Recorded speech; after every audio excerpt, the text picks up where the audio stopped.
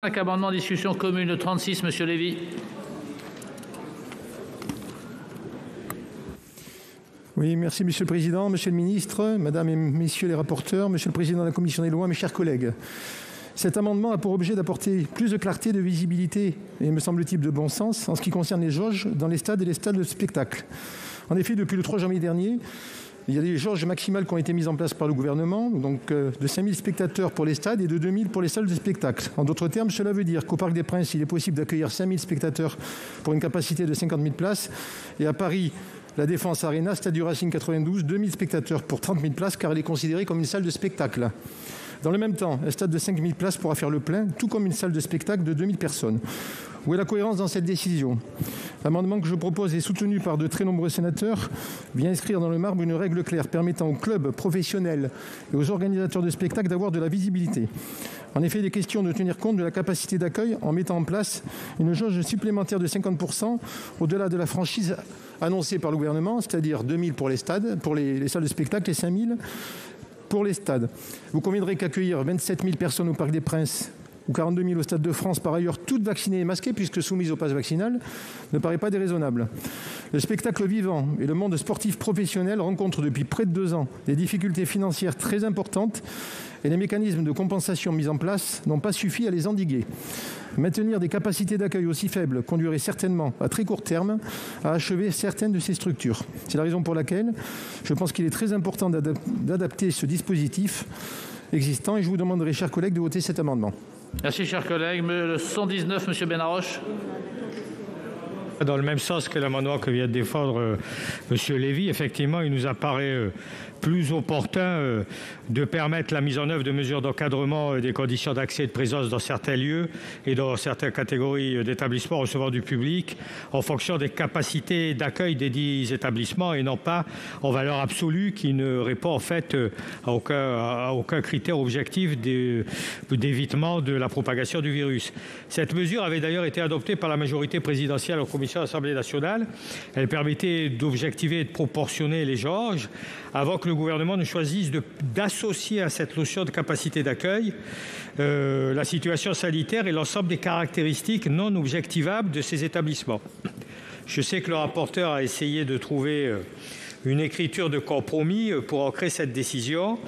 Mais en fait, au vu réellement de l'objectif d'éviter une propagation, je pense que la définition de jauge liée aux capacités d'accueil de chaque salle et de chaque stade, qui sont bien connus et qui sont des éléments qui sont facilement vérifiables et connus de toutes les autorités, y compris des autorités sportives et culturelles et du préfet, permettrait effectivement d'obtenir l'objectif qui est recherché avec le principe des jauges. Merci. Le 74, Mme Robert. Oui, merci Monsieur le Président. Écoutez mes chers collègues, cet amendement va tout à fait dans le même sens puisqu'il propose d'encadrer l'accès aux ERP en prévoyant que les jauges seront déterminées en tenant compte de la configuration et de la capacité d'accueil des établissements concernés, mais de manière proportionnelle. Et je crois que c'est là où notre amendement est un peu différent de celui du rapporteur, c'est la proportionnalité. Je pense qu'en plus cet amendement permet de prendre en compte la question des réalités territoriales et laisse effectivement le pouvoir réglementaire à l'autorité préfectorale, en concertation avec les élus, de définir des seuils adaptés en fonction de la capacité d'accueil des établissements concernés. C'est à la fois une mesure de bon sens, mais derrière, et je voudrais terminer par là, puisqu'il va dans la même philosophie que ceux de mes collègues, il y a une question économique, parce que la question des lieux à la fois sportifs et culturels sont fondés aussi sur des questions économiques. Et je crois qu'il ne faut pas, surtout dans le contexte actuel, balayer cette dimension aussi rapidement. Donc voilà un peu l'objet de notre amendement, Monsieur le Président. Merci. Le 59, Monsieur Folliot.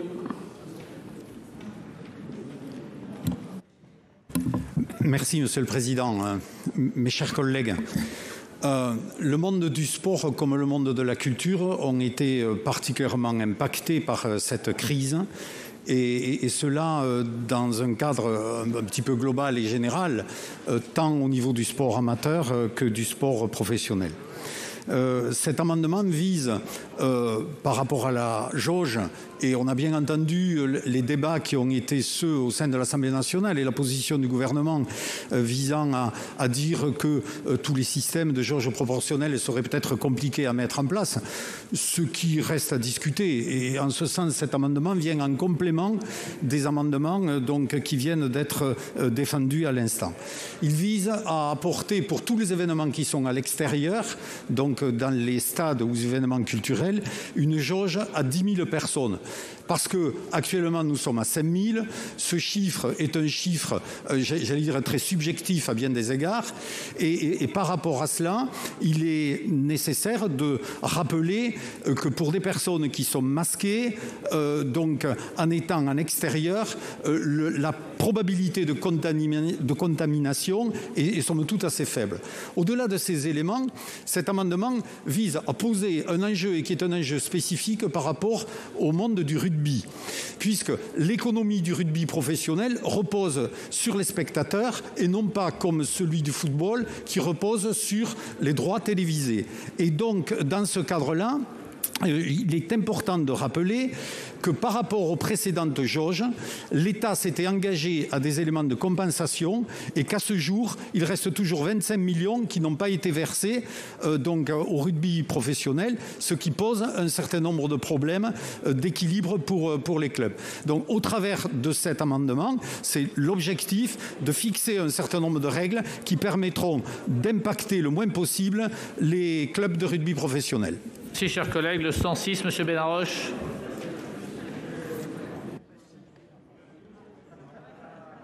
On n'a rien à voir avec les 4 précédents, même s'il est étudié en même temps, puisqu'il ne parle pas des jauges. Mais enfin bon, il a été inclus dans la même série. En fait, je vous le rappelle, nous l'avions dit, et je pense que chacun d'entre vous l'avait dit d'ailleurs à l'époque, il était clair, et nous l'avons répété souvent, tous ensemble, que un des problèmes, un des défauts, un des obstacles en fait à la bonne utilisation des passes, c'est qu'en fait ça donne un faux sentiment de sécurité. Je vous rappelle les relâchements des gestes barrières que nous avions tous vécu et dont nous avions tous parlé après le pass sanitaire. Si vous vouliez bien écouter un peu l'orateur, ça serait bien. Merci, Monsieur le Président. Merci. Ce sentiment d'ailleurs de fausse sécurité, il a été un peu entretenu par un certain nombre de déclarations du ministre, pas de vous, mais du ministre Véran. D'abord par l'annonce à un moment donné de la fin de l'obligation du masque en intérieur, en ERP, dès la mise en œuvre du pass sanitaire. On est vite revenu sur cette mesure, heureusement. Ensuite, des déclarations un peu trompeuses, celle du 22 décembre, je vous la rappelle. On est basique, c'est le ministre qui parle. On veut que quelqu'un qui rentre au resto se dise « les gens qui sont autour de moi sont tous protégés, donc j'enlève mon masque, je peux manger, je risque rien, au micron ou pas au micron ». C'est une déclaration du ministre, hein. C'est pas une invention de ma part ni une fake news. Voilà, donc on voit bien qu'il y a un relâchement des gestes barrières à partir du moment où il y a eu le pass sanitaire, et maintenant qu'il y aura un relâchement des gestes barrières avec le pass vaccinal. C'est un danger pour la propagation du virus, il est bien là. Et si le vaccin a toute son utilité pour éviter les formes graves et pour permettre une guérison plus sûre et plus rapide, les gestes barrières, eux, sont le pilier de la lutte contre les contagions et doivent être reconnus comme ce qu'ils sont essentiels dans la lutte contre cette pandémie. Il est dommage de laisser croire que vaccinés, les gens peuvent s'en passer. Il est important que cela soit affirmé et c'est l'objet de notre amendement. Chers collègues, monsieur le rapporteur. Tous ces amendements, Monsieur le Président, vont dans le sens d'une meilleure sécurité sanitaire.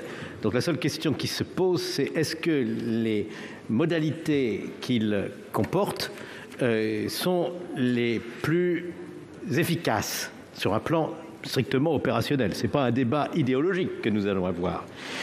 Il me semble que les décisions prises par le gouvernement ne sont pas les plus faciles à expliquer est les plus pertinentes. Le chiffre de quelques milliers de personnes applicable, quelle que soit la capacité d'accueil d'une salle de spectacle ou d'un stade, franchement, ça n'a pas grand sens. Parce que si vous prenez le Stade Rennais avec ses 31 000 places, les Bretons le savent bien, et vous le comparez avec le Stade Vélodrome avec ses 67 000 places, appliquez la même jauge dans les deux stades, et je ne parle même pas des 80 000 places du Stade de France ou des 60 000 places de Lyon ou des 50 000 places du Parc des Princes. Mais ça n'est pas la même chose. Et encore, s'il y avait deux stades de la même dimension, faudrait-il tenir compte du nombre d'accès, parce que c'est au moment où on rentre et où on sort du stade que les risques de promiscuité sont les plus grands. Si bien qu'il me semble que ça n'est pas en déplaçant le chiffre d'une jauge qu'on va régler le problème, mais en fixant dans le texte une règle qui revient à dire qu'on doit déterminer les règles d'accès en fonction des risques sanitaires, lesquels se mesurent en fonction de la promiscuité auquel les spectateurs vont être exposés. Et c'est ce que nous avons essayé de faire à la commission des lois. Nous avons écrit que la réglementation pour l'accès aux salles de spectacle et aux stades est adaptée à la situation sanitaire, ça va de soi, et prend en compte les caractéristiques des établissements concernés, grands ou petits. Grand ou petit, c'est moi qui l'ajoute. Notamment leur configuration, nombre de lieux d'accès pour tenir compte des dangers qu'on court en faisant la queue, et leur capacité d'accueil, nombre de spectateurs, dans les conditions propres à limiter les risques de contamination. Ça veut dire dans les conditions propres à éviter la promiscuité qui crée des risques de contamination. Du coup, si vous nous suivez, vous n'adopterez pas ces amendements, non pas parce qu'ils sont mauvais dans leur principe, mais parce que finalement, le plus efficace, c'est de définir la règle dans le texte plutôt que de donner un chiffre dans le texte qui sera valable ici et pas là, même si ce chiffre est plus pertinent que les chiffres retenus par le gouvernement. Avis donc défavorable pour ces amendements, à moins que leurs auteurs veuillent bien les retirer si j'ai réussi à les convaincre. Si, Monsieur le Ministre. Merci, Monsieur le Président. Je commencerai, si vous m'y autorisez, par le dernier, le 106 de Monsieur Benaroche, pour lui dire que celui-ci est satisfait, donc lui proposer de le retirer. Il est satisfait et dans les faits, parce que mise en place il n'y a jamais été évidemment dans l'intention du gouvernement de renoncer aux gestes barrières, qu'il s'agit du port du masque ou la distanciation ou des règles d'hygiène, et que par ailleurs, donc ça c'est dans les faits, dans la loi du 31 mai 2021, dans sa rédaction qui est issue de celle du 5 août 2021, comporte déjà des dispositions analogues à celles que vous proposez. Donc c'est sur le 106. Je vous propose donc de le retirer, si ce n'est de le... Ou à défaut, ça sera défavorable, pardon. Sur les autres amendements, ce sera également un avis défavorable de la part du gouvernement. J'ai entendu parler, notamment dans l'argumentaire de M. Lévy, de simplicité des règles. Alors, je ne suis pas sûr, s'agissant de son amendement en série 36 rectifié, qu'imposer une jauge additionnelle de 50% dans les stades et les salles de spectacle ayant une capacité d'accueil supérieure respectivement aux 5 000 à 2 000 personnes. Bref, un certain nombre de critères soit forcément gage de simplicité dans les dispositions que nous mettons en place, et de la même façon imposer un système proportionnel qui peut apparaître comme de bon sens, comme étant plus simple. Là aussi, méfions-nous des apparences. Cette approche au prorata se présente comme simple alors qu'elle peut être éminemment complexe à mettre en œuvre en réalité, dans les faits, présentant des difficultés de contrôle, exposé à des débats et des contentieux sur le calcul des surfaces ou des capacités à prendre en compte. En second lieu, le prorata peut se révéler inapproprié au regard de la diversité des configurations des établissements qui reçoivent du public, qui font que deux établissements qui ont les mêmes capacités d'accueil peuvent présenter des risques sanitaires différents selon les phases épidémiques, selon les caractéristiques des variants contre lesquels nous cherchons à lutter. Et enfin, et surtout peut-être, un prorata imposé en toutes circonstances ne peut que nuire à la vraie proportionnalité que je crois nous recherchons tous. Et c'est d'ailleurs le rapporteur qui le rappelait, et qui doit reposer sur une approche plus fine, bien souvent multicritère, contextualisée, une approche qui amène au constat qu'il vaut mieux parfois une jauge unique, simple, clair, compréhensible pour certaines catégories de RP à un moment donné, plutôt qu'un ratio qui soit sujet à toutes les controverses en amont ou en aval dans le cadre d'un contentieux. Voilà. Pour toutes ces raisons, le gouvernement souhaite rester au dispositif initialement proposé et donc porte un avis défavorable sur ces amendements. Merci, Monsieur Benaroche. Je dois avouer que je n'ai pas très bien compris en fait ce que nous a dit le ministre à l'instant, où il nous explique que la proportionnalité c'est compliqué, il faut l'adapter aux configurations et que donc à partir du moment où il faut l'adapter aux configurations et à la capacité, c'est plus simple de fixer une jauge unique sans tenir compte ni des configurations ni de la capacité. Donc je ne comprends pas ce raisonnement, je suis désolé. Bon, voilà, donc je continue à défendre cet amendement et pour répondre à notre rapporteur. Monsieur le rapporteur, je serai d'accord avec vous à une condition, c'est qu'effectivement les capacités soient fixées après une concertation qui ait lieu avec le préfet, avec les clubs, avec les supporters, avec les élus, etc., avant de prendre le décret et la mesure.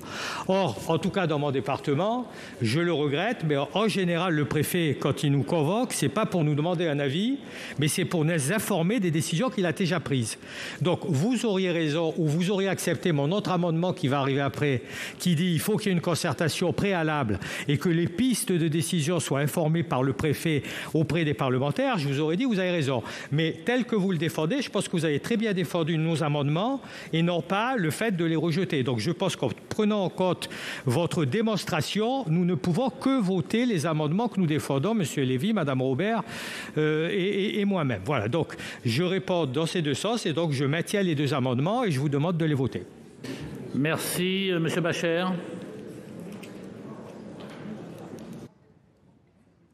Oui, Monsieur le Président, Monsieur le Ministre, mes chers collègues, j'ai bien écouté notre rapporteur et j'entends que la Commission a bien pris soin d'améliorer largement le texte du gouvernement eu égard aux décisions absurdes qui ont été prises jusqu'à présent. Et, mes chers collègues, pour ceux qui veulent un exemple, je les invite à aller voir les images d'un match de football qui a eu lieu pendant les fêtes avec Lens-Lille, où vous aviez quelques milliers de personnes, mais ils étaient tous regroupés ensemble avec l'ensemble du stade vide, car voilà la mesure absurde que l'on arrive à prendre lorsque, c'est vrai que ça ne fait que 2 ans maintenant que nous avons le Covid et qu'on ne sait toujours pas gérer des jauges au gouvernement. Donc je suis très heureux que la Commission précise les choses. Mais je trouve que l'amendement de notre collègue Lévy, Pierre-Antoine Lévy, va vraiment plus encore dans ce sens et j'aime sa précision. C'est pourquoi, pour une fois, je ne suivrai pas le rapporteur et j'espère qu'il ne m'en voudra pas. Je trouve que cette précision de 50% est la bienvenue. Car j'entends, monsieur le rapporteur, que vous dites que c'est au moment où il y a les accès qu'on peut se contaminer. Mais je vous rassure, on se contamine tout autant en faisant la queue aux pharmacies pour se faire tester. Matin et soir, vous avez plus d'1 heure de queue, 3 heures de queue dans mon département, dans certains laboratoires, pour aller se faire tester. Donc c'est une autre façon de faire qu'a inventé le gouvernement par ses précisions. Je pense que nous saurons faire un peu mieux. Merci, Monsieur Folliot.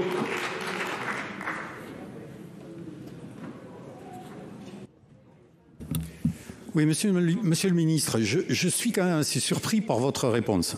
Alors vous nous dites, on veut quelque chose, et c'est la position du gouvernement, de clair, de précis et d'indiscutable. Vous n'avez à aucun moment répondu à la question que je vous ai posée, en quoi une jauge de 10 000, qui est claire, précise et constante, pose plus de problèmes qu'une jauge de 5 000 ? Je crois que ça serait intéressant que vous puissiez nous expliquer comment, et je rejoins ce que vient de dire notre collègue, c'est que souvent il y a des phénomènes où les personnes sont regroupées dans des parties de stade, et que par rapport à cela, je rappelle tous les efforts qui ont été faits pour répondre aux demandes du gouvernement par les organisateurs, donc visant à interdire les buvettes, visant à faire de telle sorte que les hospitalités se fassent assises et non non plus debout. Donc, dans ce cadre-là, il n'y a pas de difficulté. Et vous n'avez pas non plus répondu à la question que je vous ai posée par rapport aux précédentes contraintes qui ont été celles voulues par le gouvernement au travers de ces jauges. Ça a eu des conséquences économiques pour lesquelles le gouvernement s'était engagé de les compenser intégralement. Aujourd'hui, il reste toujours 25 millions d'euros donc, qui n'ont pas été versés au club de rugby. La question que je vous pose, monsieur le ministre, c'est de savoir quand allez-vous verser ces sommes-là et comment voulez-vous qu'on vous fasse confiance sur un nouveau schéma alors que pour l'ancien, je veux dire, les éléments de compensation n'ont pas été apportés comme le gouvernement s'y était engagé. Donc ça nous interpelle par rapport à ça. Alors pour ces raisons, monsieur le Président, je maintiens mon amendement. Il n'y avait pas de demande de retrait d'ailleurs. Madame Robert. Oui, rapidement. Monsieur le ministre, en fait, ce que vous avez répondu, c'est exactement ce qui a été répondu à l'Assemblée nationale, puisque vous savez très bien que c'est un amendement qui était passé en commission. Deux choses. Le premier, vous dites que ce n'est pas possible de mettre en œuvre ou que ce serait compliqué. Pouvez-vous expliquer pourquoi ce serait plus compliqué ? Et la deuxième chose, que ce serait source de contentieux. Si l'on prend en compte justement par notre amendement, et d'ailleurs M. Benaroche l'a dit, le fait que les réalités territoriales, par le pouvoir réglementaire et par l'idée de concerter avec les élus, le préfet, pour que, en fonction de la configuration et de la capacité d'accueil, il y ait cette proportionnalité qui s'applique, je pense qu'au contraire, non seulement on prend en compte les spécificités territoriales, mais on est attentif à la configuration et à la capacité des lieux et on applique la proportionnalité des capacités d'accueil justement en la matière. Donc je trouve que ce serait un complément intéressant à l'amendement qui a été proposé par le rapporteur et ça permettrait en tout cas de mettre les élus dans la boucle et que ceux-ci puissent être également en tout cas concernés par le sujet. Je vous remercie. Merci, chers collègues. Monsieur Lévy. Oui, Monsieur le Président, désolé, Monsieur le rapporteur, vous ne m'avez pas convaincu, et donc je vais bien sûr maintenir mon amendement. Monsieur le ministre, j'ai du mal à comprendre effectivement pourquoi il est très compliqué de calculer une jauge maximale, sachant que tous les stades ont une capacité d'accueil, et cette proportionnalité, il est très facile de la calculer, donc de donner à l'organisateur du match le nombre de places qu'il peut vendre. Et c'est aussi difficile de contrôler le nombre de places avec cette jauge finalement que les 2000 personnes, puisque vous n'avez pas plus de chances qu'ils soient réellement respectés ou pas. Donc cette proportionnalité, elle va venir justement régler des absurdités, notamment celles que l'on a vues, je rappelle ce qu'a dit Jérôme Bacher, lors du match, le dernier match de Lens, puisque les 5000 spectateurs étaient exactement dans la même tribune, pour des raisons d'économie, puisque quand on met tous les spectateurs dans une tribune, ben ça évite de mettre des stadiers dans tout le stade. Et comme déjà ils perdent beaucoup d'argent, les clubs professionnels, eh bien, ils essayent d'en économiser comme ils peuvent. Donc moi je ne comprends pas votre raisonnement, Monsieur le Ministre, donc bien évidemment cet amendement ainsi que celui de Monsieur de Folliot viennent essayer d'aider les clubs professionnels à perdre le moins d'argent possible. Et pourquoi faire payer à l'État finalement ce que sont capables de payer les gens puisqu'ils veulent avoir un match. Ils sont vaccinés puisque vous voulez refuser l'accès au stade des personnes non vaccinées. Donc au Stade de France, je pense qu'on peut mettre 40 000 personnes sans aucune difficulté. Donc moi je maintiens cet amendement et j'espère qu'il sera voté. Merci chers collègues. Monsieur Gay. Merci Monsieur le Président, Monsieur le Ministre. C'est exactement ce que vient de dire notre collègue. Pourquoi en réalité cette règle de 5000 elle est un peu absurde? Parce qu'un stade où il y a 40 ou 50 000 places, si vous avez 5000 personnes, vous perdez de l'argent. Vous n'avez pas l'hospitalité ni les buvettes. Ben, qu'est-ce que vous faites? Vous ouvrez qu'une tribune de 5000 places et donc il n'y a aucun écart d'un siège sur deux. Alors que si on y va sur la proportionnalité à 50%, en disant on ouvre entièrement les stades, quelle que soit la capacité, qu'elle soit de 10, 20, 50 ou 80 000, et on impose qu'entre une personne ou un groupe de personnes qui vient ensemble, un siège d'écart. Et là, pour le coup, on accompagne y compris les clubs à passer cette crise, et parce qu'ils perdront évidemment 50% des places, mais c'est bien plus compréhensible, à mon avis, comme ça, que ce que nous imposons, 5000 places dans un stade de 5000 ou 5000 places dans un stade de 80 000. Évidemment, le stade de 60 ou 80 000 ne va pas ouvrir l'ensemble du stade, alors qu'il va perdre beaucoup d'argent. Donc on devrait là aussi, je crois, écouter les clubs et apprendre de la crise crise que nous venons de vivre depuis 2 ans pour se dire que refaire cette jauge de 5 000 n'est pas efficace et n'est pas tenable économiquement, et que nous pouvons proposer autre chose à l'ensemble des clubs et des supporters et des supportrices qui ont envie aussi de vivre des moments un peu de solidarité, de fraternité et de divertissement dans cette période. Je vous remercie. Collègue, Monsieur Chassaing.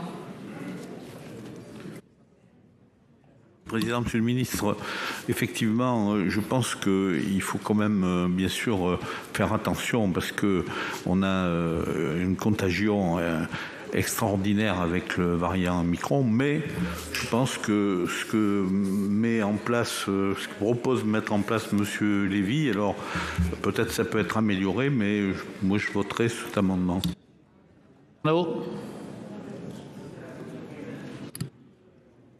Oui, Monsieur le Président, je soutiens évidemment pleinement la proposition du sénateur Lévy. Et au-delà, j'aimerais, si ce n'est aujourd'hui, dans les jours qui viennent, que soit clarifiée effectivement, la question a été posée, la situation des clubs professionnels, que ce soit le rugby, que ce soit le football ou le hockey sur glace. Je pense en particulier à mon club des Hautes-Alpes, les Rapaces à Gap, qui se retrouvent dans une situation, à cause des restrictions, qui devient catastrophique. Et il n'y a pas eu à ce jour les compensations nécessaires d'accompagnement pour pouvoir sauvegarder non seulement ces clubs professionnels, mais aussi et surtout toute la dynamique éducative qui tourne autour de ces clubs. Donc je crois qu'il y a un signal d'alarme à lancer et j'attends effectivement de la part du gouvernement des réponses dans les prochains jours, si ce n'est ce soir. Merci. Si, monsieur le rapporteur. Monsieur le Président, je ne défends pas que le football, je défends aussi le rugby. Je tenais quand même à le dire parce que ma première intervention n'était pas complète sur ce point. Deuxièmement, mes chers collègues, je vais exactement dans votre sens et je me permets de vous signaler que si vos amendements étaient adoptés, vous vous seriez tiré une balle dans le pied. Tout simplement parce que quand vous dites que la jauge doit être proportionnelle à la capacité d'accueil et que vous ne fixez aucune proportion, le gouvernement aura les mains entièrement libres. Il pourra décider 5% de la capacité d'accueil, 10%, 15%, 20%. Il fera juridiquement, c'est obligatoire, exactement ce qu'il voudra. Donc les deux amendements qui sont ainsi rédigés sont des amendements qui donnent les pleins pouvoirs au gouvernement pour fixer la jauge dans les stades, aussi bien pour le rugby que pour le football. Donc, je voudrais vraiment insister sur ce point.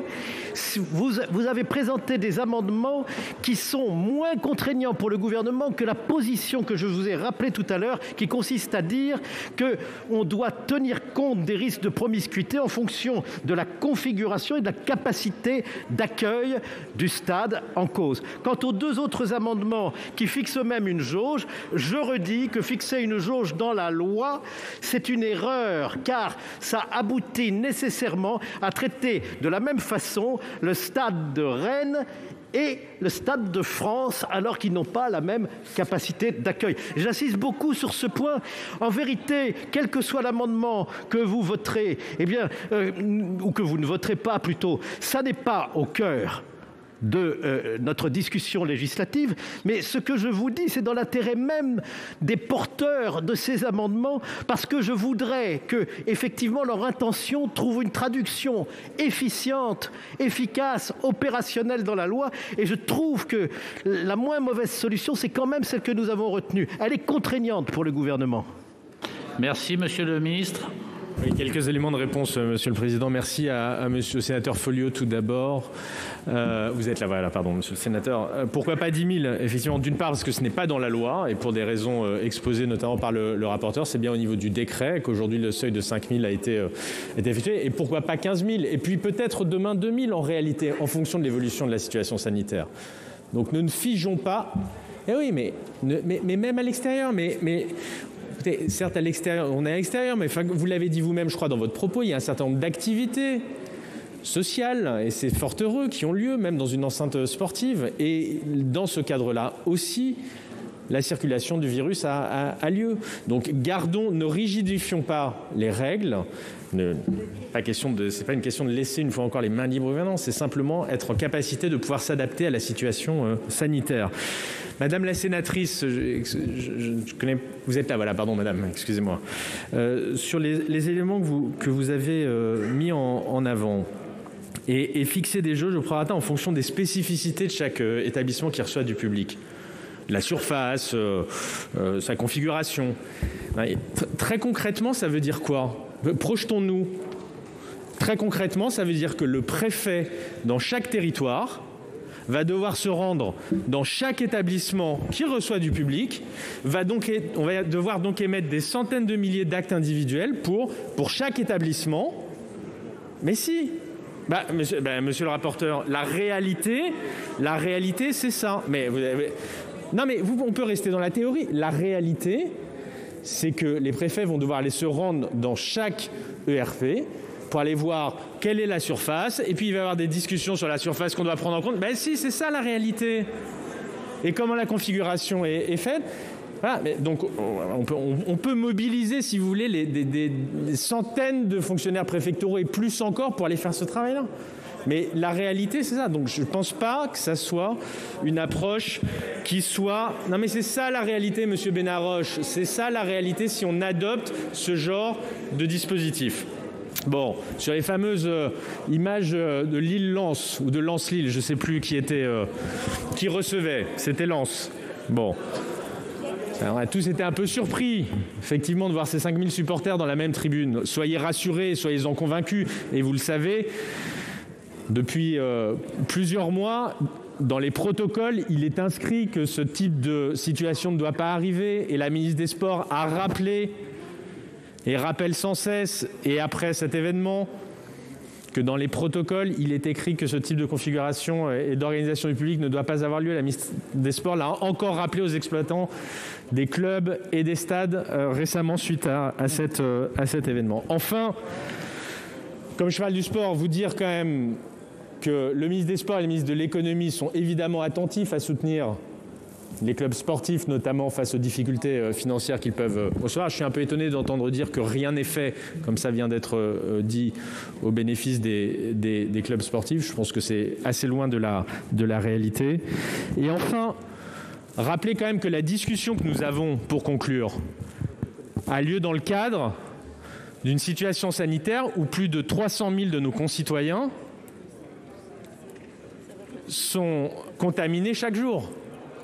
C'est quand même ça, encore, la situation aujourd'hui. Et que, dans un certain nombre de pays voisins du nôtre, les établissements dont nous parlons là, ils sont fermés. Ils sont tout simplement fermés. Voilà. Donc la politique mise en place par le gouvernement, avec les règles qui sont proposées, permettent le maintien de l'activité, permettent de pouvoir s'adapter au plus près à l'évolution de la situation sanitaire, permettent de concilier à la fois la sécurité des Français et la poursuite de l'activité économique des uns et des autres, avec le soutien nécessaire, parce que les uns et les autres rencontrent effectivement un certain nombre de difficultés. Voilà, Monsieur le Président, pour ces quelques éléments de réponse. Encore une demande d'intervention, et puis ensuite on passe au vote. Monsieur Bonus.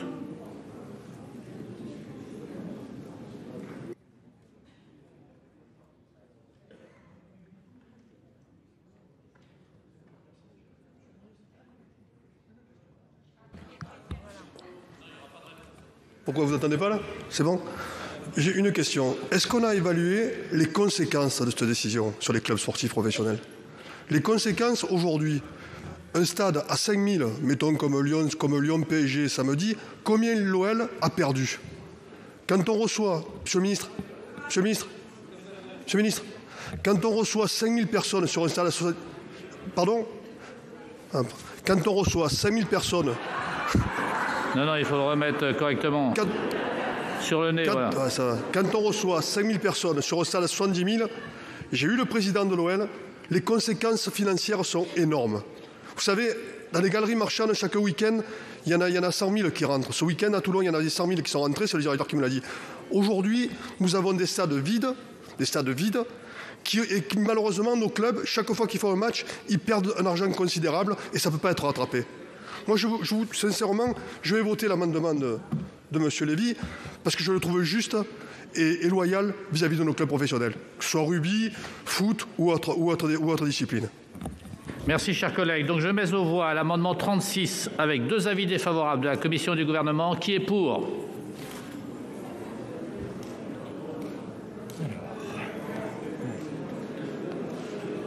Je vais vous demander de vous lever. Ceux qui sont pour se lèvent. Ça va être plus facile.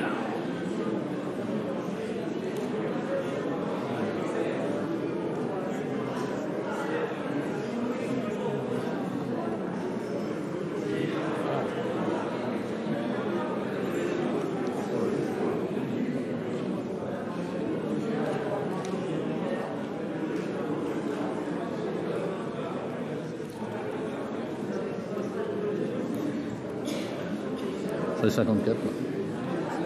54. 54. Merci, vous pouvez vous asseoir. Que ceux qui sont contre se lèvent.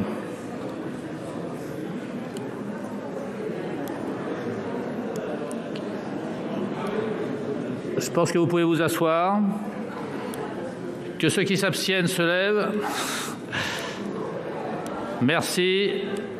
Merci, l'amendement est adopté. Et donc, il fait tomber les 4 autres amendements. Nous allons maintenant prendre 10 amendements identiques. Si vous trouvez qu'un orateur avant vous l'a très bien présenté, n'hésitez pas à dire qu'il est défendu. Je commence par Madame de Cidrac avec le 7 rectifié bis. Attendez ?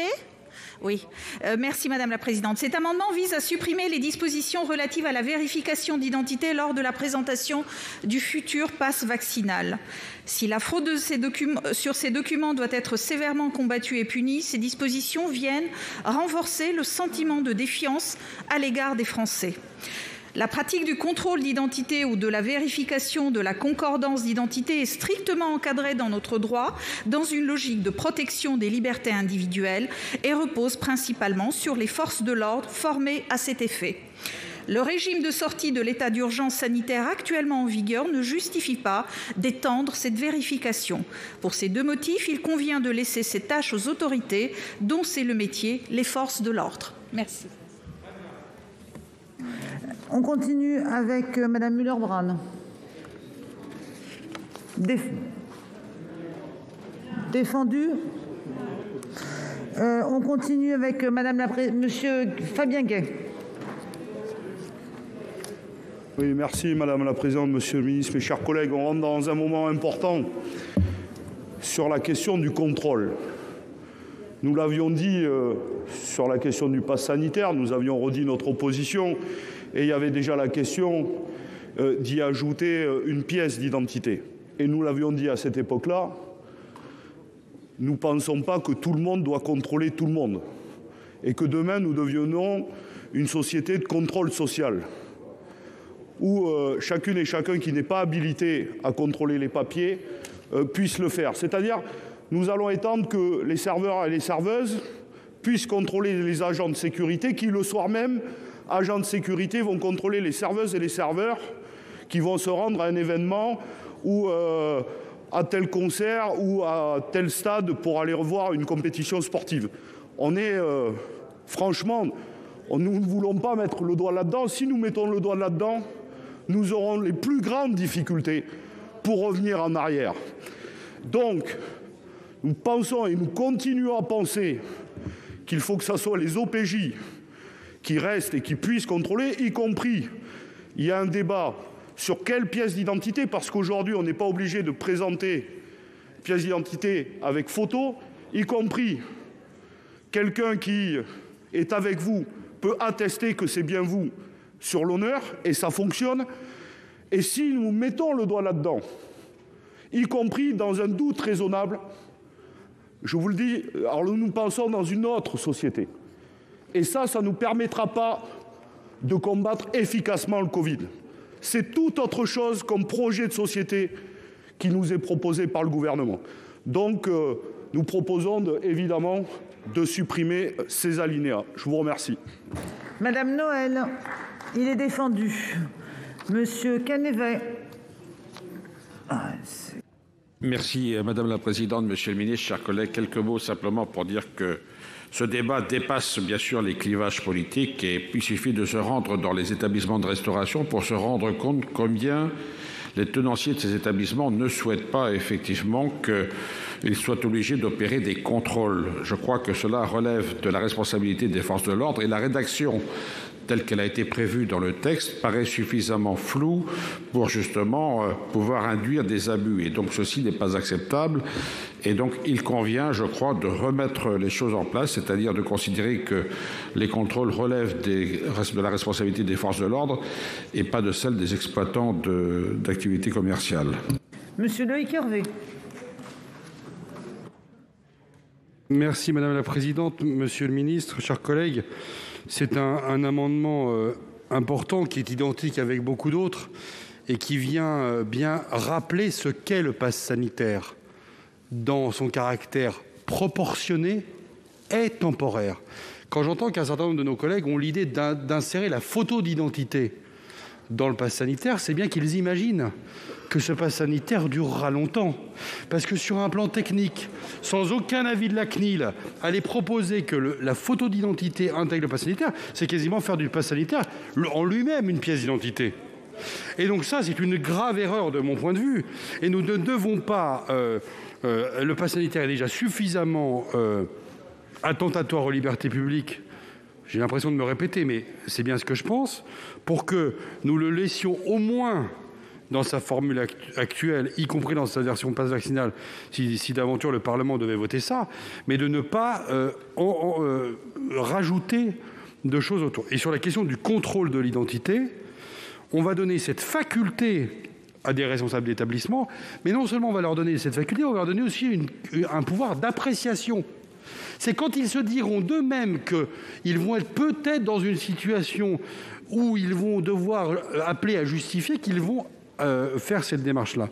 Or, en France, ça a été rappelé très bien par plusieurs orateurs à l'instant, ce sont des personnes dépositaires de l'autorité publique, jouissant de prérogatives de puissance publique, formés, inscrits dans une hiérarchie, avec un pouvoir disciplinaire, voire pouvant s'exposer aux sanctions de la justice, qui font des contrôles d'identité en France. Ils ont un matricule sur l'épaule. Et si vous n'êtes pas content d'un contrôle d'identité en France, vous pouvez vous en plaindre. Et donc ça, c'est essentiel. Quel recours irez-vous exercer demain vis-à-vis d'un tenancier de bar ou de restaurant qui vous empêchera de rentrer? Donc vraiment, supprimons ce contrôle d'identité qui est une très mauvaise idée. Monsieur Sueur.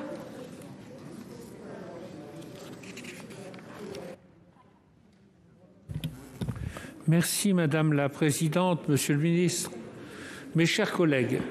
J'ai dit hier, tout à l'heure, dans la discussion générale, combien cette question était importante pour notre groupe.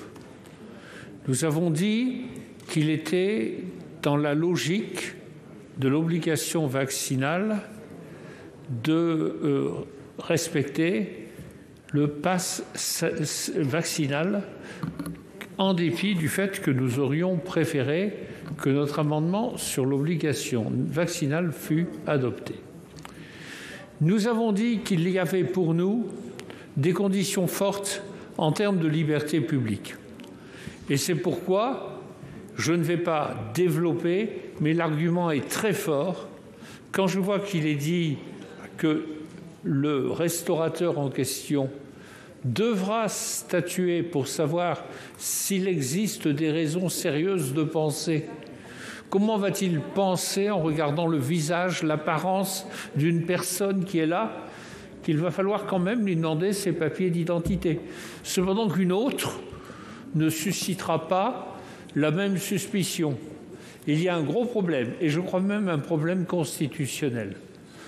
Mes chers collègues, j'ai observé que Monsieur le rapporteur Philippe Bas avait été constant dans ses appréciations et dans ses convictions sur l'ensemble des sujets entre hier et aujourd'hui, sauf sur ce sujet où son appréciation a évolué.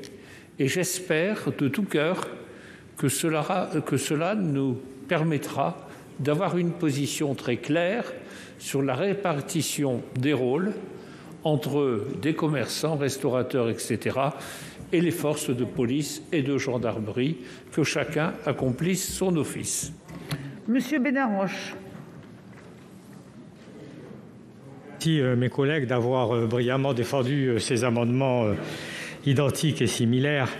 Cette mesure en elle-même porte le principe d'un contrôle d'identité réalisé par des personnes non habilitées à le faire et qui plus est qui ne souhaitent pas effectuer ce contrôle, en leur laissant en plus une libre appréciation, à leur discrétion totale, des critères selon lesquels ils pourraient ou pas contrôler ces papiers.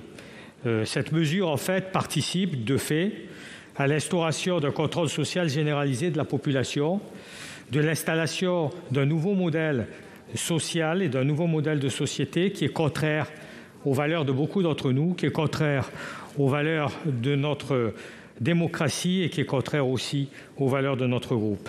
Elle veut enfin aussi, nous ne l'avons pas dit, par son principe même, par la façon dont le pouvoir discrétionnaire est donné à certains, qui ne le souhaitent pas d'ailleurs, conduire à des phénomènes de violence, de troubles de l'ordre public et à un certain nombre d'incivilités qui peuvent devenir assez graves. Donc nous vous demandons sincèrement de bien vouloir accepter de considérer les arguments des différents intervenants et de bien vouloir voter ces amendements de telle façon à ce que nous n'allions pas vers une dérive de notre Constitution. Madame Boulay-Espéronnier, il est défendu. Madame Benbassa. Merci Madame la Présidente, Monsieur le Ministre, chers collègues. Les règles définissant le cadre d'un contrôle d'identité sont établies par l'article 78-2 du Code pénal. Seuls les officiers, agents et agents adjoints de police judiciaire peuvent le réaliser. Or, la viabilité du pass vaccinal dépend grandement de son contrôle. Le texte adopté par l'Assemblée nationale permettait d'octroyer aux personnes en charge de ce contrôle le droit d'effectuer non pas un contrôle d'identité, mais, je cite, une vérification de concordance documentaire. Si cette astuce lexicale n'a pas été conservée par la commission des lois du Sénat, le dispositif proposé par celle-ci reste tout de même problématique. Le texte laisse toujours la possibilité aux personnes chargées du contrôle du pass vaccinal d'effectuer un contrôle d'identité. Ce transfert de compétences de la police vers la société civile n'est pas acceptable. Comment se prémunir de possibles discriminations? Comment éviter les abus volontaires ou non de la part de ceux qui doivent contrôler? Une grande majorité d'entre eux n'est ni formée ni qualifiée pour cela.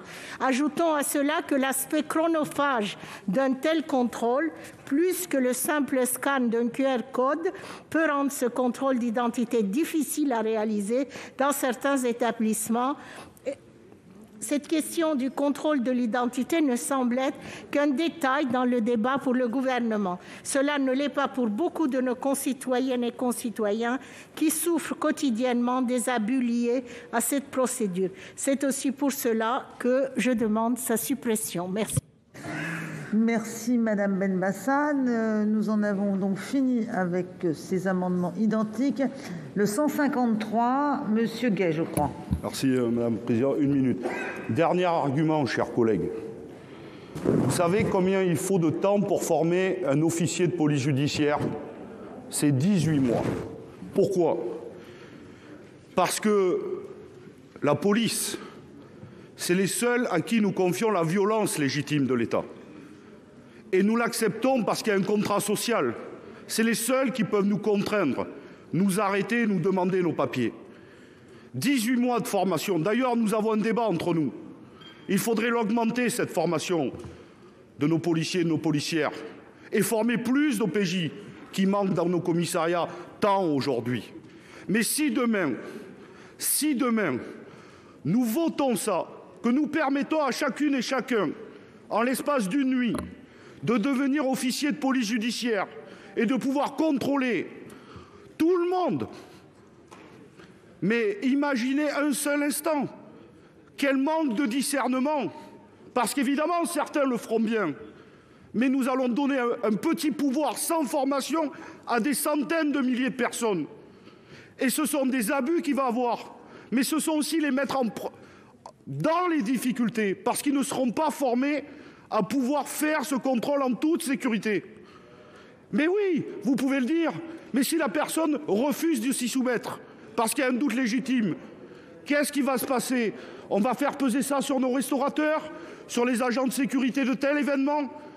Donc prenons bien Attention, et je le redis, si nous mettons le doigt là-dedans, nous aurons la plus grande difficulté à la sortie de la gestion de la crise sanitaire, de pouvoir en sortir et de retirer ce droit à qui nous l'avons confié un soir en plein milieu de semaine. Je vous remercie. Merci, Monsieur Richard, le 183, rectifié. En peu de mots, il nous semble que le dispositif qui permet simplement de vérifier s'il y a bien concordance entre les mots, le nom et la date de naissance de la personne qui est sur le pass vaccinal et la pièce d'identité se suffit à elle-même, et que ce n'est pas une bonne idée, monsieur le rapporteur, de vouloir introduire la comparaison avec d'autres pièces. Parce que la carte d'identité ou le passeport, naturellement, il a une photo récente, il a une photo aux normes et il a une date de naissance. Il me semble donc que d'aller chercher d'autres documents qui soit n'ont pas la date de naissance, soit ont des photos qui sont hors des normes et qui peuvent dater de 25 ans, n'est pas un avantage. Il vaut mieux s'en tenir, à mon avis, aux pièces d'identité officielles. Merci, Monsieur Richard. Nous allons maintenant donner la parole au rapporteur pour qu'il nous donne son avis sur tous ces amendements. Madame la présidente, mon avis, celui plutôt de la commission des lois sur l'amendement 178 est le même que son avis sur le 189 de M. Ravier, car tous deux fixent un âge en deçà duquel on ne demanderait que le pass vaccinal et au-delà duquel on pourrait demander... Non, en deçà duquel on ne demanderait que le pass sanitaire et au-delà duquel on pourrait demander le pass vaccinal. Je voudrais dire que le critère d'âge, qu'il soit fixé à 40 ou 50 ans, n'est probablement pas pertinent sur le plan médical, car ça n'est pas ni 50 ni 40 un tournant significatif dans le risque sanitaire. Ça ne prend pas en compte les critères de comorbidité qui peuvent justifier une attention particulière pour une partie de la population exposée à un risque plus grand que les autres. Et puis, enfin, et ça n'est pas un détail, c'est quand même très difficile à appliquer dans les cafés et les restaurants, quand on voit arriver un client, de se demander s'il a 45 ans, 44 ans, 39, 52. Et ceci est donc une source de complexité. C'est la raison pour laquelle nous avons émis un avis défavorable à ces deux amendements. Nous avons également émis un avis défavorable à l'amendement 184 rectifié de M. Richard, puisqu'il rétablit en réalité le dispositif que nous avons voulu modifier, qui était proposé par le gouvernement.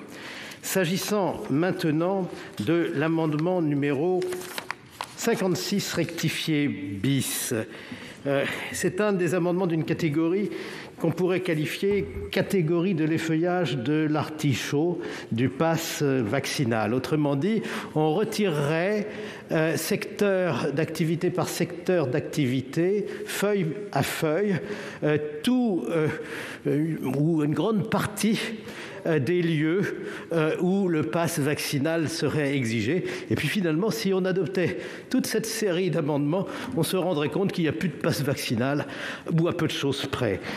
C'est bien sûr le danger, le risque sanitaire qui doit être pris en compte, et non pas la nature des lieux sportifs, culturels, commerciaux, qui doivent l'être. Et donc l'amendement numéro 56 rectifié bis pour cette raison, puisqu'il vise seulement les lieux de culture et d'établissements qui seraient, les établissements culturels qui seraient exonérés de la présentation du pass sanitaire, a reçu un avis défavorable.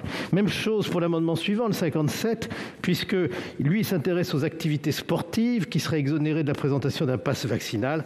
C'est encore une fois le danger qui compte. Avis défavorable. Avis également défavorable à l'amendement qui va au-delà des souplesses pourtant très grandes que la commission des lois a décidé d'apporter s'agissant des exigences s'imposant aux mineurs de 18 ans. Nous avons créé un système 5 qui est d'ailleurs déjà en vigueur. Passe sanitaire seulement en dessous de 18 ans pour les différentes sorties de ces jeunes et passe vaccinal au-delà. Et cet amendement propose de supprimer aussi le passe sanitaire pour les mineurs. Je tiens quand même à souligner que il y a une exigence de sécurité sanitaire pour eux aussi, à ce qu'on applique au moins le pass sanitaire, sans exagérer, dans les exigences qui leur sont imposées. Suit un amendement qui est assez intéressant parce que plusieurs de nos collègues ont présenté peu ou prou le même amendement. C'est un amendement, le 172 rectifié, qui a reçu un avis défavorable aussi et qui imposerait que le pass sanitaire soit assorti d'une photographie d'identité. Et dans un premier élan, j'aurais volontiers donné un avis favorable à ce type d'amendement, mais on ne peut pas le faire. D'abord pour la raison très judicieuse indiquée par notre collègue Loïc Hervé, qui représente le Sénat à la Commission nationale de l'informatique et des libertés, mais la photographie, c'est une donnée sensible. Et encore faudrait-il d'ailleurs définir quelle est la nature de la photographie qui pourrait figurer sur le pass sanitaire.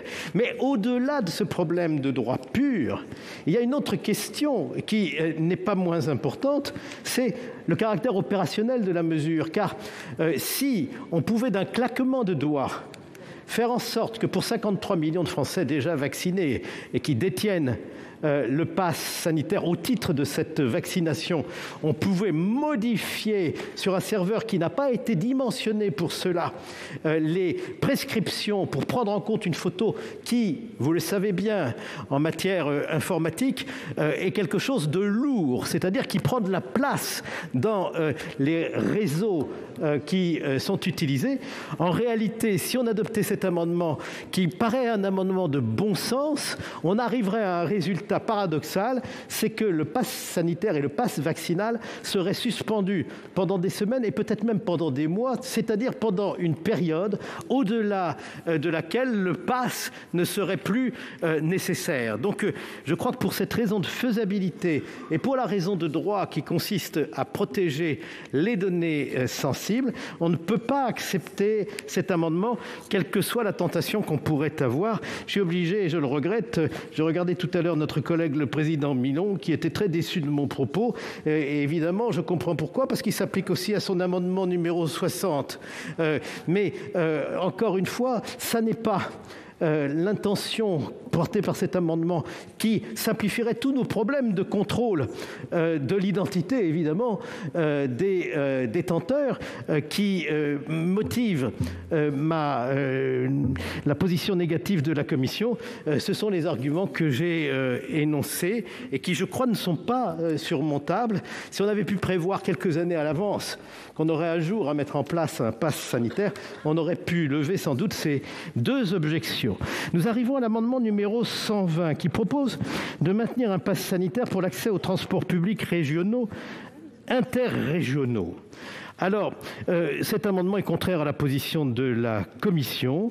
Vous savez que nous avons accepté ce pass vaccinal pour les déplacements de longue distance par transport public interrégionaux, mais il y a heureusement, ce qui devrait peut-être satisfaire les objectifs des auteurs de cet amendement, des exceptions à l'exigence du pass. Le texte prévoit qu'en cas d'urgence, aucun justificatif ne peut être exigé. On peut, en cas d'urgence, se déplacer. Et le texte prévoit aussi qu'il y a des motifs impérieux d'ordre familial ou de santé auxquels nous avons ajouté les motifs impérieux d'ordre professionnel en commission des lois qui permettent de voyager simplement avec un test de dépistage négatif, c'est-à-dire en réalité qui rétablit pour ces transports le pass sanitaire sans imposer le pass vaccinal quand il y a ce motif impérieux. Il suffit pour ça, si vous avez un motif impérieux, de faire le test, d'avoir le certificat avec son QR code, vous le présentez au contrôleur de la SNCF et il ne peut pas vous sanctionner d'avoir pris le train. Vous avez maintenant le 43, donc avis défavorable, le 43 rectifié terre pour les mêmes motifs. L'avis est défavorable. Quant au 78, puisqu'il porte sur le même sujet, l'avis est aussi défavorable. S'agissant du 190 rectifié, c'est encore le même sujet. Et l'avis est encore défavorable. Pour le 126 L'avis est également défavorable car il s'agit de la même question des transports.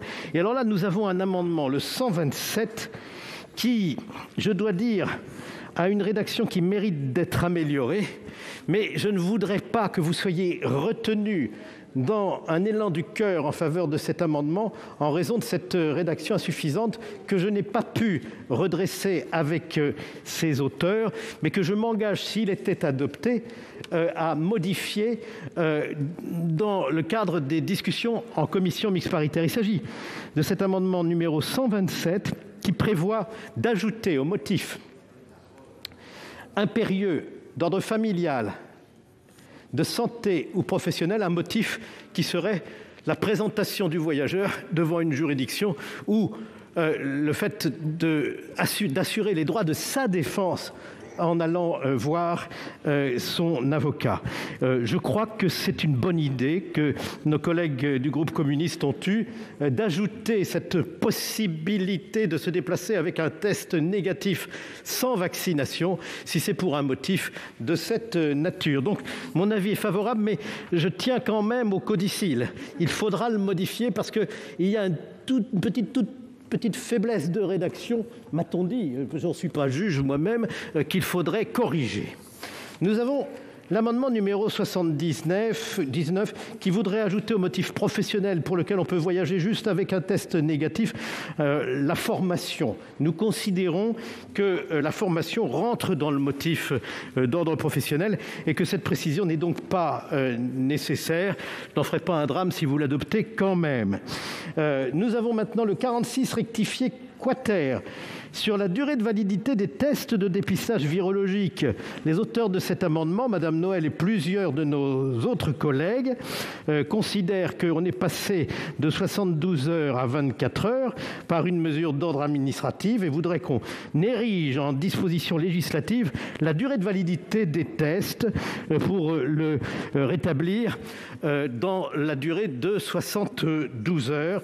La Commission souhaite s'en remettre à la sagesse de notre Assemblée sur ce point. L'amendement 157 veut supprimer la possibilité d'imposer un pass sanitaire pour l'accès aux établissements de santé sociaux et médico-sociaux. L'avis est défavorable. Le 47 rectifié bis est également contraire à la position de la Commission. L'avis est également défavorable. Le 203, c'est le mien. J'ai déjà dit que c'était un amendement de coordination. Le 159 de Mme Assassi et de plusieurs de ses collègues vise à faciliter l'accès aux soins psychiatriques et psychologiques pour mieux protéger les personnes vulnérables. Je voudrais dire que cet amendement n'est pas nécessaire en réalité parce qu'il existe déjà une exception en cas d'urgence pour l'accès à ces établissements. Donc les personnes pourront être soignées même si elles ne sont pas vaccinées. Quant à l'amendement numéro 26, il supprime la possibilité de maintenir le pass sanitaire pour les mineurs. C'est donc contraire à la position de la Commission. L'avis est défavorable. Le numéro 125 rectifié prévoit qu'il faut présenter un test négatif pour l'accès aux établissements et les services sociaux et médico-sociaux. Notre collègue M. Chassaing l'a fort bien présenté tout à l'heure en expliquant qu'il fallait ajouter à la protection liée à la vaccination une protection dans l'intérêt des pensionnaires qui serait une protection liée à un test négatif. Donc on cumulerait le pass vaccinal plus le test négatif comme dans les discothèques. Mais nous avons considéré qu'en dépit de l'intérêt du point de vue de l'épidémie et de la protection contre l'épidémie des résidents de ces établissements, il fallait aussi prendre en compte la nécessité des visites et que malgré tout, si ces personnes sont vaccinées et que leurs visiteurs sont aussi vaccinés, on peut quand même considérer que la protection est bonne. Rien n'est pire pour nos personnes âgées. Nous en avons dans nos propres familles et nous le savons parce que nous l'avons personnellement expérimenté, que cette solitude qui vous gagne campagne, alors que votre univers amical s'est dégarni peu à peu et qu'il ne reste plus que quelques membres de votre famille, si en plus ils ne peuvent pas vous rendre visite, c'est vraiment terrible. Alors, nous avons donné un avis défavorable, je m'en excuse auprès de notre collègue pour ces raisons. L'amendement 50 rectifié quater nous ramène à un débat que nous avons déjà eu sur les critères d'extinction du pass vaccinal. L'avis est forcément négatif et je dois dire que, compte tenu du vote que vous avez fait sur les précédents amendements, je crois que ça devrait être le même vote, c'est-à-dire un vote négatif sur ce point pour préserver le système de 3 critères qui nous paraît bien cerner la gravité de la situation pour justifier le maintien du pass vaccinal ou au contraire accepter ou entraîner plutôt sa suppression. Monsieur le rapporteur, pardonnez-moi, il est minuit, il faut que je fasse un petit point. Pendant ce petit point, ça va vous permettre, si vous le voulez bien, de rechercher votre avis sur le 37 rectifié qui nous a échappé.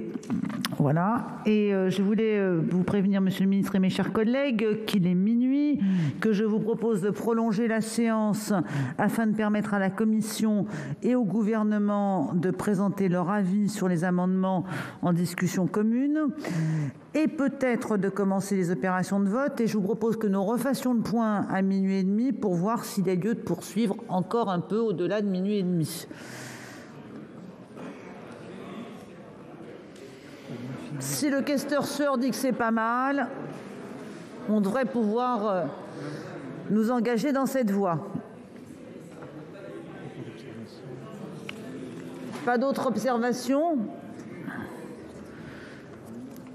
Monsieur le rapporteur, je vous rends la parole. Merci Madame la Présidente. Le 37 rectifié, donc, c'est un avis défavorable. Non pas que nous soyons défavorables au fond, mais c'est parce que nous avons déjà intégré dans le texte ces exigences. Il s'agit que pour les personnes qui ont une contre-indication médicale reconnue valable, de pouvoir avoir l'équivalent du pass vaccinal, c'est-à-dire qu'ils puissent accéder à tous les lieux auxquels les détenteurs du pass vaccinal peuvent accéder.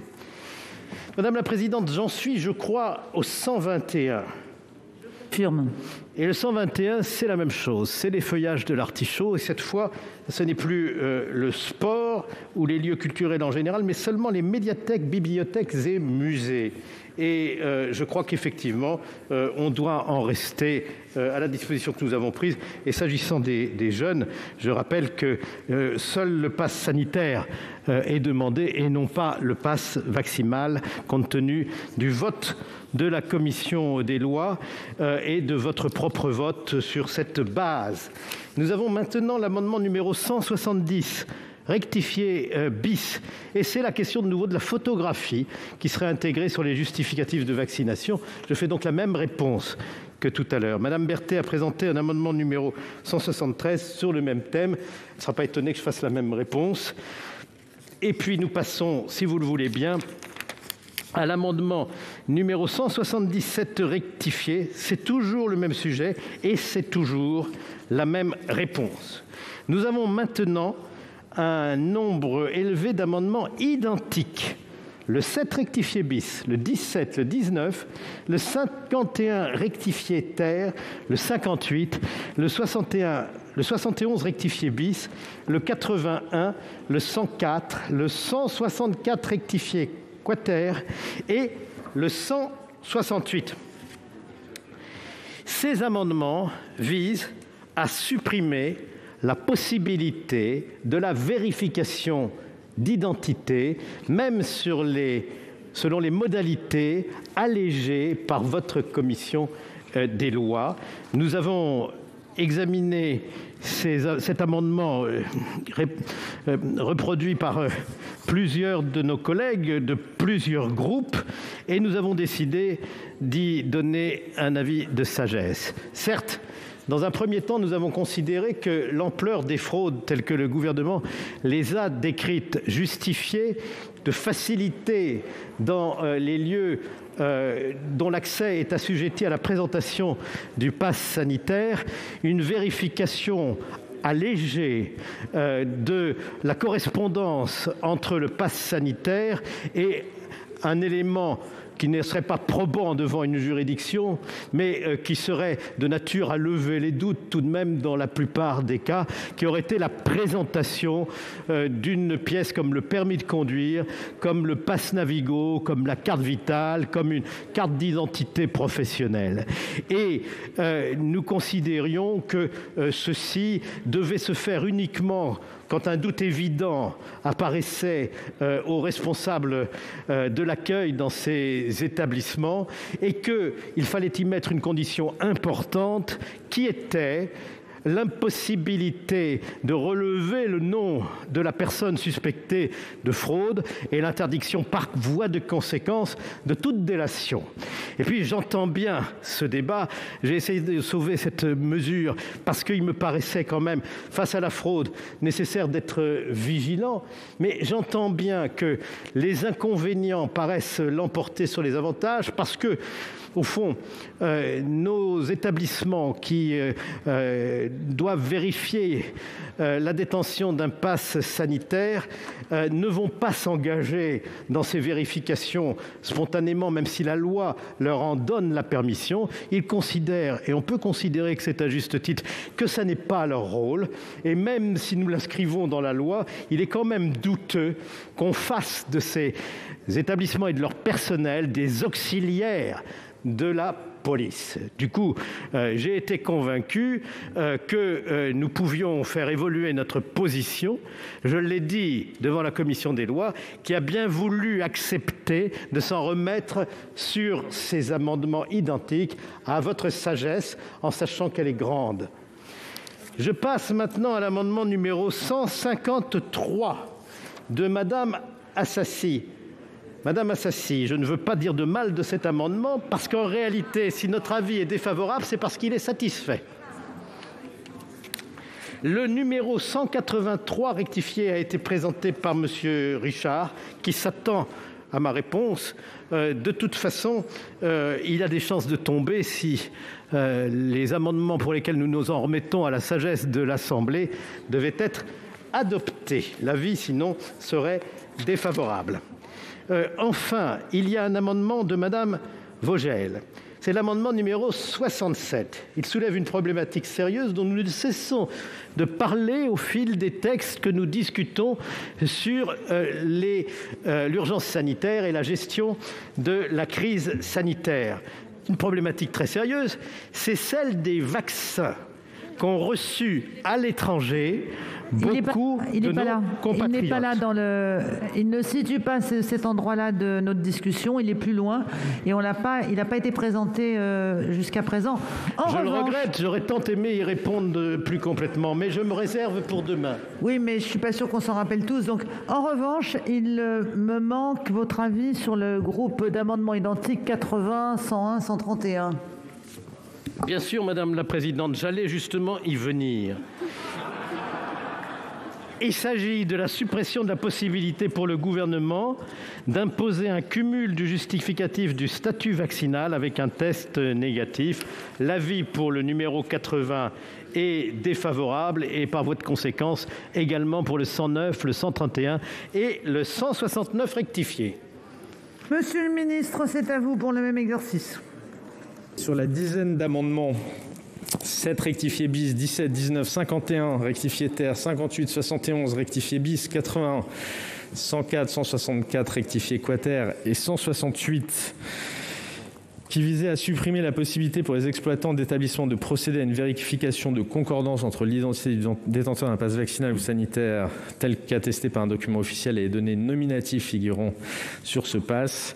Là aussi, un avis défavorable en ligne avec tout ce que j'ai pu exposer par avant et avec les arguments que le rapporteur a également développé, avec lequel le gouvernement est d'accord. Ce sera un avis défavorable. Enfin, sur le... Non, c'est un avis défavorable de la part du gouvernement. Voilà, c'était sagesse de la part du rapporteur, c'est défavorable de la part du gouvernement. Merci sur les arguments, mais effectivement, j'en arrive à une conclusion un peu plus dure. Voilà. Je pourrais, mais en l'occurrence, le gouvernement émet un avis défavorable.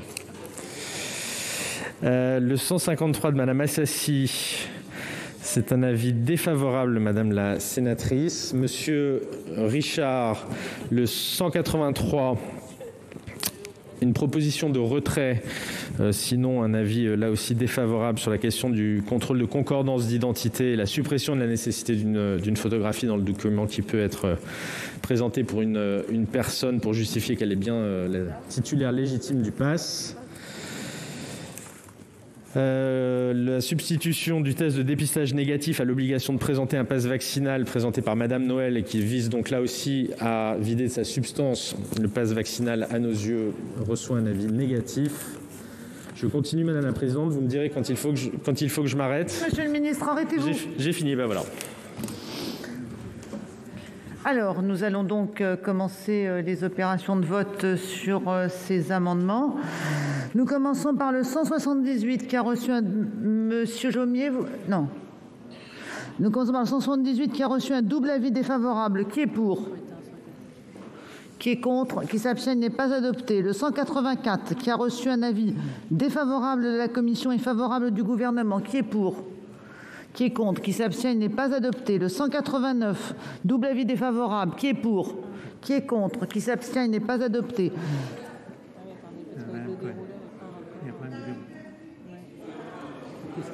Le dérouleur ne suit pas. Alors je sais pas, les ascenseurs je suis beaucoup plus rapide que le dérouleur, j'en ai conscience. Oui, mais là, c'est compliqué quand même. Hein.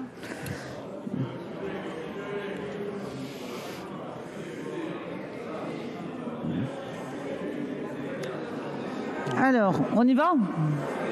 Madame Cohen, je peux y aller? C'est bon? Moi, je ne le vois pas, le dérouleur. Enfin, c'est bon. Le 56 rectifié bis, double avis défavorable, qui est pour? Qui est contre? Qui s'abstient? Il n'est pas adopté. Le 57 rectifié bis, double avis défavorable, qui est pour? Qui est contre? Qui s'abstient? Il n'est pas adopté. Le 172 rectifié, double avis défavorable, qui est pour? Qui est contre? Qui s'abstient? Il n'est pas adopté. Le 60, double avis défavorable, qui est pour? Qui est contre? Qui s'abstient? Il n'est pas adopté. Le 68 rectifié quad favorable, qui est pour? Qui est contre? Qui s'abstient? Il n'est pas adopté. Le 120 double avis défavorable, qui est pour? Qui est contre? Qui s'abstient? Il n'est pas adopté. Le 43 rectifié terre, double avis défavorable, qui est pour? Qui est contre? Qui s'abstient? Il n'est pas adopté. Le 78 double avis défavorable, qui est pour? Qui est contre?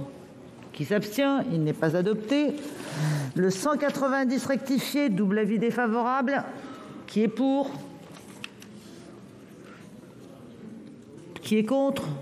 Qui s'abstient? Il n'est pas adopté. Le 126, double avis défavorable, qui est pour? Qui est contre? Qui s'abstient? Il n'est pas adopté. Le 127, avis favorable de la commission, avis défavorable du gouvernement, qui est pour? Qui est contre? Qui s'abstient? Il est adopté. Le 79 avec un avis défavorable du rapporteur et défavorable du gouvernement, qui est pour? Qui est contre? Qui s'abstient? Il n'est pas adopté. Le 46 rectifié terre, un avis de sagesse de la commission, un avis défavorable du gouvernement, qui est pour? Qui est contre? On recommence. Qui est pour? Voilà, qui est contre? Qui s'abstient? Il est adopté. Le 157, double avis défavorable, qui est pour? Qui est contre? Qui s'abstient? Il n'est pas adopté. Le 47 rectifié bis, double avis défavorable, qui est pour? Qui est contre? Qui s'abstient? Il n'est pas adopté. Le 203 de la commission avec un avis de sagesse du gouvernement, qui est pour? Qui est contre? Qui s'abstient? Il est adopté. Le 159, un double avis défavorable, qui est pour? Qui est contre? qui s'abstient, il n'est pas adopté. Le 26, double avis défavorable, qui est pour, qui est contre, qui s'abstient, il n'est pas adopté. Le 125, double avis défavorable, qui est pour, qui est contre, qui s'abstient, il n'est pas adopté. Le 50, rectifié quater, double avis... Pardon. Oh, mais je vous en prie, Monsieur Chassaing, vous pouvez la faire rétrospectivement. Monsieur le ministre, mes chers collègues, j'ai voulu simplement dire dans le 125 qu'actuellement, nous avons des personnes vaccinées, mais qui malheureusement s'est rendu compte qu'elles pouvaient être contagieuses. Alors qu'avant, au moment où on a adopté le pass vaccinal, on pensait que ces personnes n'étaient pas contagieuses. Donc j'ai simplement voulu dire que lorsque on gère une maison de retraite avec un directeur, avec des soignants, eh bien, on est angoissé d'avoir un cluster. Et j'ai simplement voulu dire que pendant quelque temps, il serait bon qu'on puisse avoir un test avant, c'est-à-dire 24 heures avant, de se rendre rendre visite à ses parents, même si on a le pass vaccinal. Voilà, c'est tout. Je ne suis pas contre les visites en maison de retraite, pas du tout. Je suis pour qu'il y ait une sécurité et je suis pour qu'il y ait ce contrôle 24 heures avant, même s'il y a un pass vaccinal, parce que les gens vaccinés peuvent être contagieux. Ils le sont moins, mais ils peuvent l'être. Merci. Nous en étions donc au 50 rectifié quater, qui a un double avis défavorable. Qui est pour? Qui est contre? Qui s'abstient? Il n'est pas adopté. Le 121, double avis défavorable. Qui est pour? Qui est contre? Qui s'abstient? Il n'est pas adopté. Le 170 rectifié bis, double avis défavorable. Qui est pour? Quelqu'un a une demande de parole, Monsieur Chaise. Je ne vous avais pas vu. Oui, Madame la Présidente, je voudrais donc apporter quelques compléments au rapporteur au vu de ses explications, notamment sur le fait que si effectivement les photos sont des données personnelles au regard du RGPD, les solutions qui seraient envisagées peuvent garantir par une réalisation sécurisée, mais aussi par le non-stockage. Ce qui fait qu'on n'aurait pas de métadonnées et donc pas de problème lié au RGPD. Sur la mise en œuvre, effectivement, j'entends. Sauf qu'il faut bien commencer un jour, parce qu'on poussera à chaque fois les éléments et on ne pourra jamais faire évoluer donc, le système. Et enfin, quelque part, pensez aussi à ce qu'on n'en rajoute pas sur les inconvénients, notamment au niveau des cafetiers ou des organisateurs. Et je souhaiterais, par cet amendement, faire en sorte qu'on n'ennuie pas tous ces gens-là. On dit de coordination, c'est celui-là. Oui, c'est ça. Merci. Pas d'autre explication de vote. Je mets donc aux voix le 170 rectifié bis avec un double avis défavorable. Qui est pour? Qui est contre? Qui s'abstient? Il n'est pas adopté. Le groupe d'amendements identiques suivant à partir du 80 tombe du fait de l'adoption du 203 de la commission. Nous passons donc au 173, double avis défavorable. Qui est pour? Qui est contre? Qui s'abstient? Il n'est pas adopté. Le 177, double avis défavorable. Qui est pour? Qui est contre? Qui s'abstient? Il n'est pas adopté. Sur le bloc d'amendements identiques, je suis saisie d'une demande de scrutin public du groupe socialiste. Avant que nous procédions au scrutin, je vais donner la parole à Monsieur Hénault. Oui, merci Madame la Présidente. Monsieur le Ministre, nous sommes à une heure avancée. Moi, j'ai voté le pass sanitaire et je vais voter le pass vaccinal. Mais en même temps, j'ai deux inquiétudes. La question de la sortie et puis la question du contrôle. Alors sur la sortie, je pense qu'on aura d'autres occasions pour en discuter, mais sur cette question du contrôle, faut-il renforcer le contrôle? Moi personnellement, je vous avoue que je n'en suis pas sûr. Faut-il inciter les bars et restaurants ou leur permettre de renforcer ce contrôle d'identité? J'ai l'impression d'ailleurs qu'ils ne sont pas très nombreux à le souhaiter ou à le demander, parce qu'ils sont très conscients de la difficulté de la mise en œuvre. Et puis surtout, il me semble, mais ça a été dit dans la présentation de ces amendements par mes collègues, ça a été dit par Loïc Hervé, par le sénateur Canvet, ça a été dit par le sénateur Bonnecarrère dans l'explication de la discussion générale. Je pense que nous avons un vrai risque de basculer dans une autre société,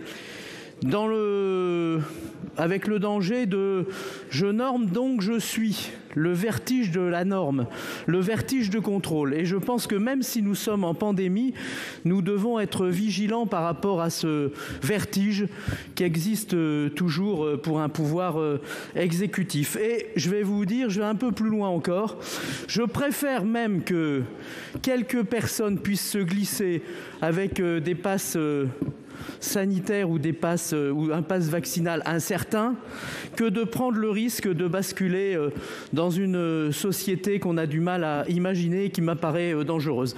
Voilà la raison pour laquelle je voterai ces amendements. Je vous remercie. Y a-t-il d'autres explications de vote avant que nous procédions au scrutin public ?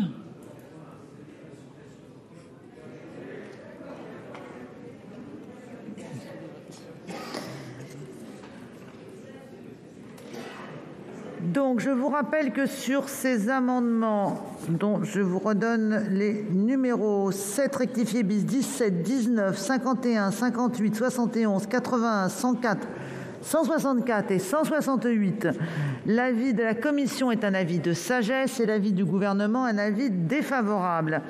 Il va être procédé au scrutin. Il n'y a plus d'huissiers, ils ont tous le Covid.